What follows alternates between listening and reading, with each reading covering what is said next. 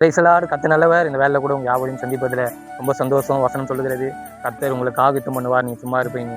சில நேரங்களில் பாருங்கள், நம்ம சில விஷயங்களுக்காக யுத்தம் பண்ணுறோம், சில விஷயங்களுக்காக நம்ம போராடுறோம். இந்த விஷயம் என் வாழ்க்கையில் கிடைக்கல, இந்த விஷயம் என் வாழ்க்கையில் நடக்கலை, நான் ரொம்ப நாளாக எதிர்பார்த்துன்னு இருக்கிறேன், ரொம்ப நேரமாக நான் இதை செஞ்சுன்னு இருக்கிறேன், ஆனால் என் வாழ்க்கையில் இது முன்னேற்றமே இல்லை அப்படின்னு நம்ம சில விஷயங்கள் நம்ம வாழ்க்கையில் ஃபெயிலியர் இருக்கும். நம்ம என்ன நினைப்போம், கர்த்தர் நம்மளுக்கு செய்யலை அப்படின்னு நினச்சின்னு இருப்போம். ஆனால் அதை நல்லா நம்ம யோசிச்சு பார்த்தோன்னா பல காரியம் நம்மளுது இருக்கும். நம்ம சரீரத்தில் முயற்சி பண்ணியிருப்போம், நம்ம தெரிஞ்சவங்க மூலிமா முயற்சி பண்ணியிருப்போம், நம்ம பணத்தை வச்சு பதவியை வச்சு நம்மளுக்கு ரொம்ப பிடிச்சவங்களை வச்சு சில விஷயங்கள் முயற்சி எடுத்திருப்போம். அதெல்லாம் இன்றைக்கி ஃபெயிலியராக இருக்கும். ஆனால் வசனம் சொல்லுகிறது, யாத்திராகமம் 14:14, கர்த்தர் உங்களுக்கு ஆயத்தம் பண்ணுவார், நீங்கள் சும்மா இருப்பீங்கன்னு சொல்லிட்டு. இன்றைக்கி நீங்கள் உங்கள் காரியங்களெல்லாம் கர்த்தர்கிட்ட கொடுத்துட்டு நீங்கள் சும்மா இருங்க. கர்த்தர் உங்களுக்கு ஆயத்தம் பண்ண போகிறார். எது நடக்காமல் இருக்குதோ, எது கிடைக்காமல் இருக்குதோ, எந்த விஷயத்தில் நீங்கள் ஏமாந்தீங்களோ, எந்த விஷயத்தில் உங்கள் வாழ்க்கை பின்னால் தள்ளப்பட்டு இருக்குதோ, அந்த காரியத்தில் கர்த்தர் ஜெயத்தை தர போகிறார். கர்த்தர் உங்களுக்காக யுத்தம் பண்ண போகிறார். கர்த்தர் அந்த யுத்தத்தை ஜெயித்து உங்களை ஜெயமுள்ளவர்களாய் மாற்ற போகிறார். நம்பிக்கையோடு இருங்க. கர்த்தர் பெரிய காரியங்கள் செய்வார். ஆமென்.